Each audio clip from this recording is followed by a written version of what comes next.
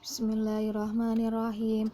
Maulaya sholli wa sallim daiman abada ala habibika khairil khalqi kullihimi huwal habibul ladzi turja syafa'atuhu li kulli haulin minal ahwali muqtahami ya rabbi bil mustafa balligh maqasidana waghfir lana ma madha ya wasi'al karami.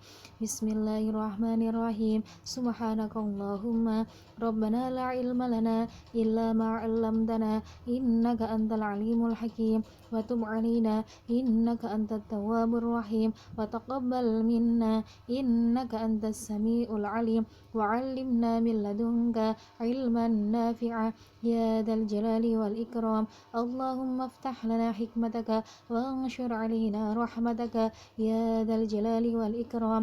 Rabbi ishrah li sadri wa yassir li amri wahlul 'uqdatam min lisani yafqahu qawli bi rahmatika ya arhamar rahimin.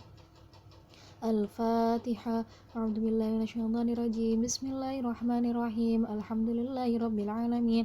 Arrahmanir rahim. Maliki yaumiddin. Iyyaka na'budu wa iyyaka nasta'in. Ihdinas siratal mustaqim. Siratal ladzina an'amta 'alaihim ghairil maghdubi 'alaihim waladdallin. Amin. Assalamualaikum warahmatullahi wabarakatuh. Alhamdulillahirabbil alamin. Kita masih diberikan kesempatan kembali untuk melanjutkan pembelajaran baca kitab hingga di pertemuan ke-9 ini.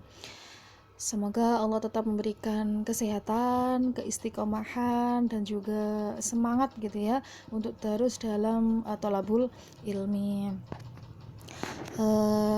Sebelum kita mulai pembelajaran, saya ingin mengingatkan bagi yang setorannya masih bolong-bolong, maka silakan setoran di menu sesuai dengan tanggal yang sudah beliau persiapkan gitu ya. Silakan dibuka kembali untuk tanggal sekian setorannya apa, untuk tanggal ini setorannya apa, sudah ada keterangannya masing-masing gitu ya. Ketika kita mengingat bahwasanya hari ini kita sudah di pertemuan ke-9 atau sudah berjalan kurang lebih 3 bulan, hampir 3 bulan gitu ya. Berarti ini menunjukkan bahwasanya penilaian tengah semester gitu ya atau mid semester ini semakin dekat gitu ya. Perlu saya beri informasi untuk penilaian baca kitab ini itu biasanya ada 2 macam gitu ya, tergantung dari keputusan panitia. Untuk baca kitab ini tergolong dengan ujian lesan gitu ya.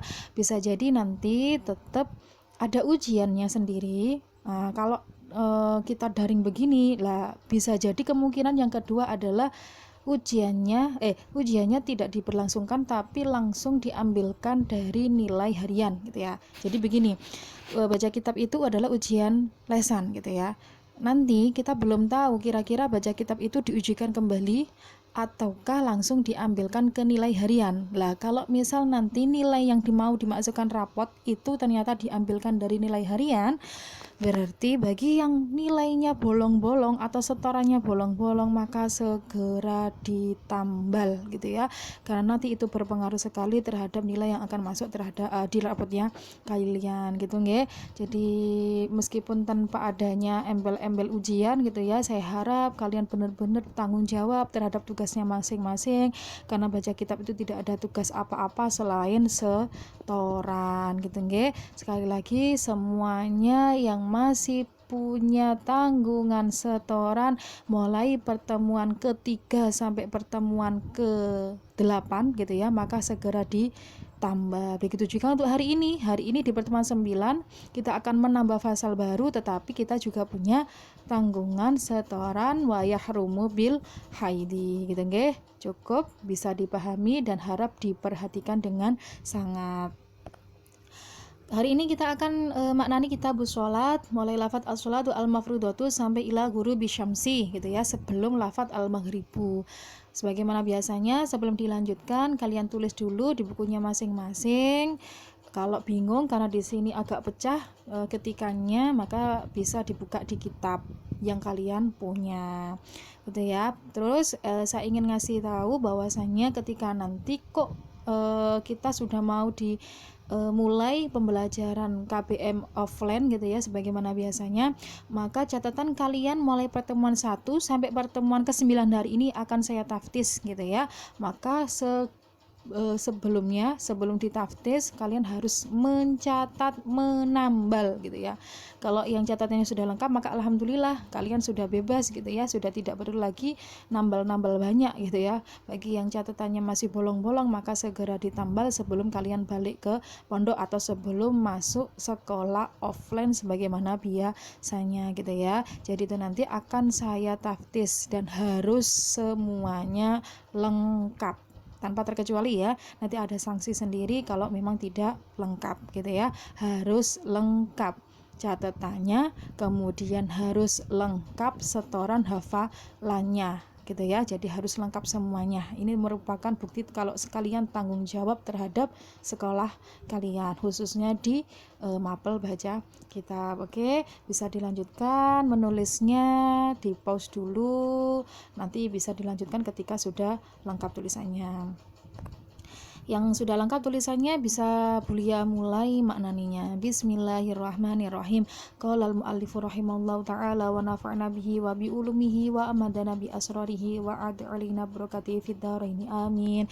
Bismillahirrahmanirrahim. Kitabus sholati ai hadza utawi iki iku kitab nerangaken salat. Kitabus sholati ai hadza utawi iki iku kitab nerangaken salat.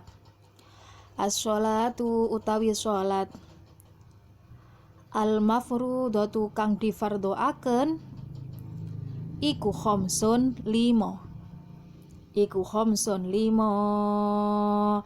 Rupane adz-dzuhru salat duhur. Rupane adz-dzuhru salat duhur. Wa awwalu waqtiha lan utawi kawitane waktune salat duhur. Wa awwalu waqtiha lan utawi kawitane waktune salat duhur iku zawalu syamsi lingsire srengenge. Iku zawalu syamsi lingsire srengenge. Wa akhiruhu lan utawi akhire waktune duhur. Wa akhiruhu lan utawi akhire waktune duhur iku idza syara nalikane dadi. Iku idza syara nalikane dadi apa dhillu kulli syai'in ayang-ayange saben-saben suwiji-wiji. Apa dhillu kulli syai'in ayang-ayange saben-saben suwiji-wiji iku mitlahu sepadane syai'. Iku mitlahu sepadane syai'. Ba'da dhilliz zawali ing dalem sakwise ayang-ayange waktu lingsir. Ba'da dhilliz zawali ing dalem sakwise ayang-ayange waktu lingsir. Ba'da dhilliz zawali ing dalem sakwise ayang-ayange waktu lingsir. Wal asru lan salat asar. Wa awwalu waqtiha lan utawi kawitane waktune salat asar. Wa awwalu waqtiha lan utawi kawitane waktune salat asar iku az-ziyadatu tambah.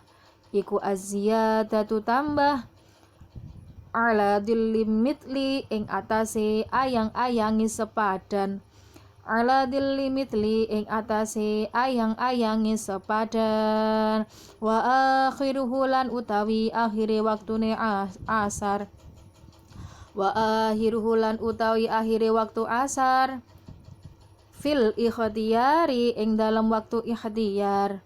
Fil ikhtiyari ing dalam waktu ikhtiyar iku ila dhilli mitlaini tumeka maring ayang-ayange sepadan loro iku ila dilil mitlaini tumeka maring ayang-ayange sepadan loro wafil jawazilan ing dalam waktu jawas ing dalam waktu jawas iku ila huruf bisyamsi tumeka maring surupe srengenge iku ila huruf bisyamsi tumeka maring surupe srengenge.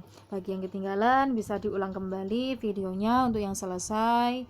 Kita lanjutkan di i'rabnya. Tetap ya kita 10 kalimat dulu. Nah, ini juga bagi yang catatan mengi'rabnya masih kurang rapi, maka silakan dirapikan dengan cara garisi gitu ya, di kotak-kotak sebagaimana contoh yang sudah saya berikan ini gitu ya, biar rapi tulisannya, biar enak ketika dilihat gitu ya.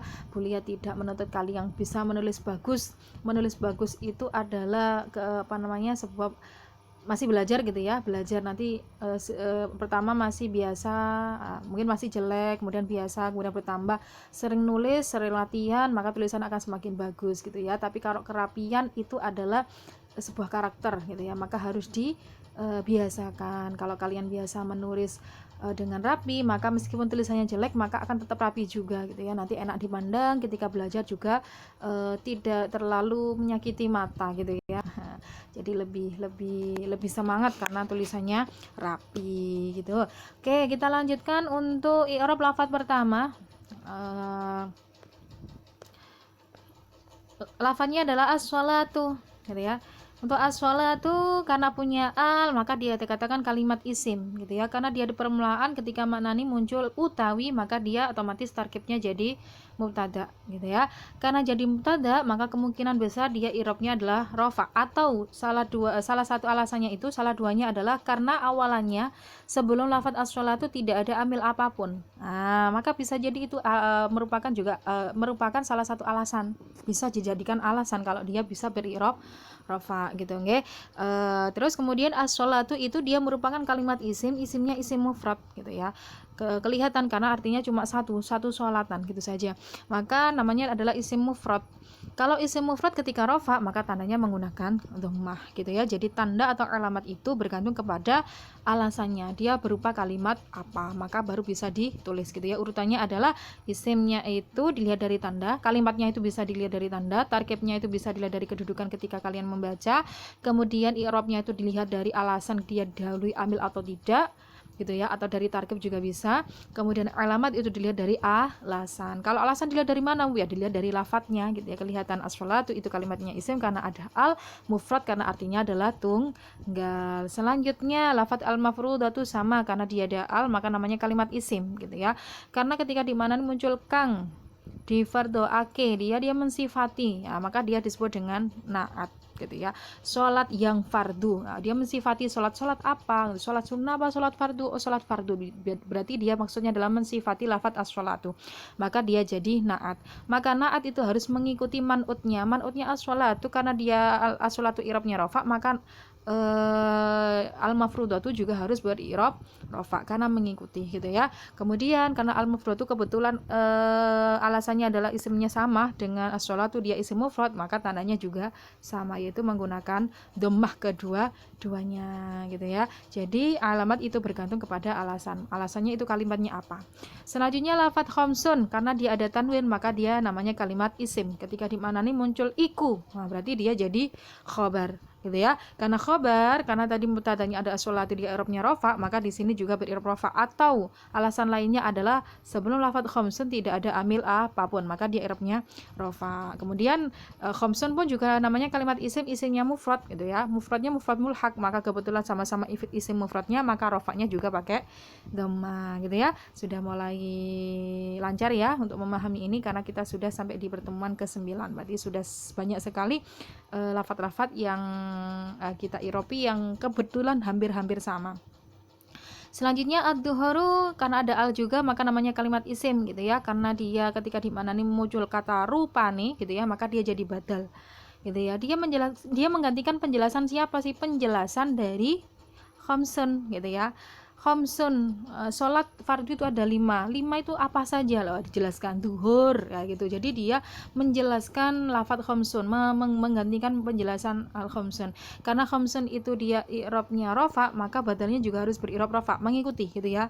Sama kayak tadi, al mafrudatu dia mengikuti lafadz as-sholatu. Kalau as-sholatu rofa, maka mafrudatu juga harus rofa.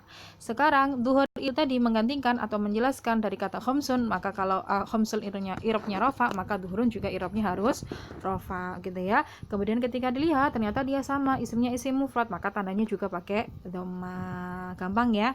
Selanjutnya lafadz wa, sebagaimana biasanya namanya kalimat huruf mabni fathah karena dia berada di awal kalimat tapi di pertengahan fasal, maka dia disebut dengan wawu istinaf gitu nggih.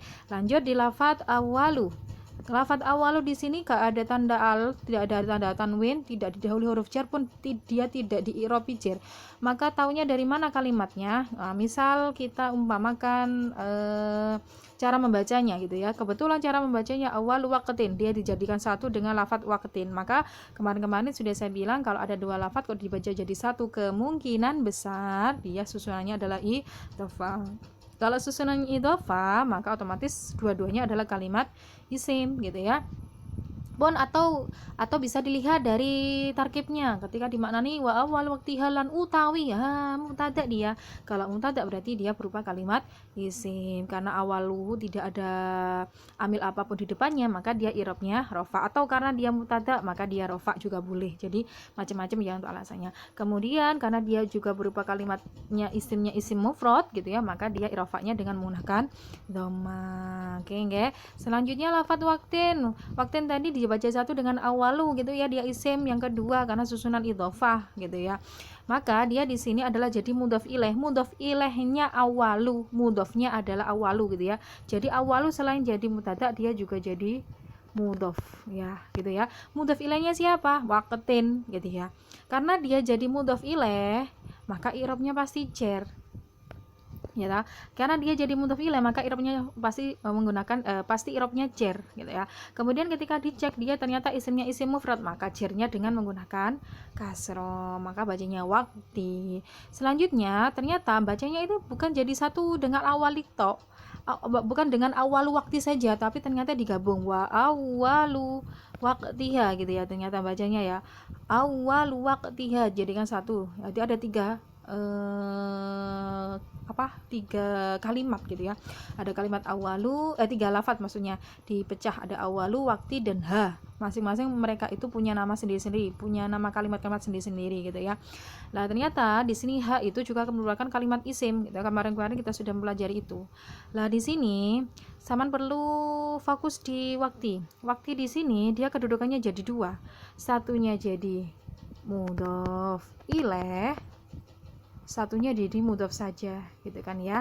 Untuk waktu dia dikatakan jadi mudhof ilaih itu mudhofnya awalu gitu ya. Kalau dia dikatakan jadi mudhof ilaih karena di sini dia dijadikan satu dengan awal waktu gitu ya, maka dia menjadi mudhof ilaih karena berada di kedudukan yang kedua. Tapi jika karena ini lafadznya ternyata digabung jadi satu dengan ha, bacanya awal wakti ha, maka wakti selain jadi mudhof ilaih tadi dia juga jadi mudhof gitu ya. Lah mudhof ilaihnya siapa? Ya ha itu. Makanya dia namanya adalah susunan berganda. Selain jadi mudhof ilaih, dia pun juga jadi mudhof. Namun perlu diingat untuk i'rabnya yang dimenangkan adalah yang mudhof ilaihnya gitu ya. Sekali lagi untuk i'rabnya yang dimenangkan adalah mudhof ilaihnya, bukan mudhofnya ya, tapi mudhof ilaihnya. Jadi awalu itu kalimat yang kedua, waqtin itu kalimat awalu kalimat yang pertama, waqtin kalimat yang kedua, ha itu kalimat yang ketiga gitu kan ya. Awalu kalimat yang pertama jadi mudhof, waqtin kalimat kedua itu jadi mudhof ilaih. Mudhof ilaihnya siapa? Mudhof ilaihnya awalu. Tapi ternyata adalah kalimat ketiga siapa? Ha. Maka waqtin selain jadi mudhof ilaih pun dia juga jadi mudhof. Nah, lah mudhof ilaihnya siapa? Ha, ini namanya susunan berganda gitu ya. Dia bertarkib ganda, selain jadi mudhof ilaih juga jadi mudhof. Oke, cukup ya. Kemudian saya lanjutkan tuh ha, kalimatnya kalimat isim, dia jadi mudhof ilaih, mudhofnya adalah waktin gitu ya. Kemudian karena dia ha namanya isim, dia di sini tidak punya i'rab. Kita harus ingat catatannya, kalau isimnya berupa ha begini itu kan namanya isim dhamir muttasil. Nah, isim dhamir muttasil ini tuh hukumnya adalah mabni. Mabninya apa? Sukun, alif atau hamzah yang belakang itu dia dianggap sukun. Karena dia jadi mudhof ilaih, maka mahalnya mahal jar gitu ya. Kalau waktin tadi, waktin karena namanya isim mufrad, dia hukumnya adalah mu'rab gitu ya, punya i'rab. Karena dia jadi mudhof ilaih, dia i'rabnya jar gitu ya. Sama-sama jarnya, tapi beda. Kalau waktin dia i'rab, tapi kalau ha itu isim dhamir dia mahal gitu ya. Kenapa kok mahal jar? Karena dia jadi mudhof ilaih gitu ya. Sama-sama jarnya tapi namanya beda, satunya beri'rab jar, satunya bermahal jar. Kenapa kok bermahal, satunya kok tidak bermahal? Karena satunya dia namanya isim dhamir. Nah, isim dhamir itu hukumnya mabni gitu ya, bisa bedakan ya. Selanjutnya lafadz yang ke-9 zawalu. Nah, di sini pun juga tidak ada tanda al, tanwin, huruf jar atau di i'rabi jar, tapi ternyata dia bacanya jadi satu dengan asyamsi, zawalu syamsi. Nah, maka otomatis kemungkinan besar dia adalah susunan idhofah. Maka zawalu adalah kalimat isim, dan ketika di mana itu muncul kata iku, maka dia jadi khobar gitu ya. Karena khobar dia kemungkinan besar jadi i'rabnya rofa, atau boleh dengan alasan karena sebelum lafaz zawalu dia tidak ada amil apapun. Karena zawalu ketika dicek namanya isimnya isim mufrad, maka rofaknya dengan menggunakan dhamma. Cukup ya. Terakhir untuk lafaz asyamsi, karena ada alnya maka otomatis dia kalimatnya isim. Karena tadi bacanya jadi satu dengan zawalu syamsi gitu ya, dijadikan satu dengan zawalu, maka tadi asyamsi otomatis kedudukannya jadi mudhof ilaih. Dan lafaz az-zawalu ini selain jadi khobar dia juga jadi mudhof gitu ya. Jadi rata-rata kalau yang kedudukannya mudhof itu i'rabnya agak di apa ya bahasanya, kok susah saya ngomongnya. Dikesekampingkan, nggak dihiraukan gitu loh maksudnya. Jadi i'rabnya yang diikuti sama kayak ini, mubtada'nya, mudhof ilaihnya, khobarnya gitu yang dilihat itu. Jadi mudhofnya itu agak karena mudhof itu dia posisinya mengikuti gitu ya. Kira-kira dia ada amil apa enggak? Kalau ada amil dia i'rabnya bisa berubah-ubah gitu ya. Jadi balik tadi lafadz zawalu dia i'rabnya rofa karena jadi khobar gitu ya. Dia selain jadi khobar dia jadi mudhof, atau bisa juga alasannya karena dia tidak diawali oleh amil apapun. Nah, lanjut lafadz asyamsi tadi dia jadi mudhof ilaih, maka kalau mudhof ilaih pasti jar gitu ya. Karena dia namanya isim mufrad, maka jarnya dengan alamat kasroh. Bisa dimengerti ya. Kalau masih bingung bisa ditanyakan di menu diskusi ataupun di chat WA. Kita akhiri wa'alam bisawab. Bismillahirrahmanirrahim. Rabbi fa'fa'na bi barakatihim wa dinal husna bi hurmatihim wa amitsna fi tariqatihim wa mu'afatihim minal fitani. Bismillahirrahmanirrahim. Allahumma sholli ala sayyidina Muhammad wa ala ali sayyidina Muhammad. Allahumma inni astaudi'uka ma 'allamtanihi fardudhu ilayya 'inda hajati ilayhi wa la tunsinihi ya rabbal alamin. Al-Fatihah. A'udzubillahi minasyaitonir rajim. Bismillahirrahmanirrahim. Alhamdulillahirabbil alamin arrahmanirrahim maliki yaumiddin. Iyyaka na'budu wa iyyaka nasta'in. Ihdinas siratal mustaqim. Siratal ladzina an'amta 'alaihim ghairil maghdubi 'alaihim waladdallin. Amin. Cukup sekian dari saya, terima kasih. Saya minta maaf yang sebesar-besarnya apabila terlalu cepat dengan cara menjelaskannya ataupun ada kesalahan. Saya ingatkan kembali, silakan dilengkapi setoran kalian dan juga dilengkapi catatan kalian. Setoran kalian nilainya akan saya jadikan nilai PTS, untuk catatannya akan saya taftisis ketika masuk offline gitu ya. Terima kasih. Wassalamualaikum warahmatullahi wabarakatuh.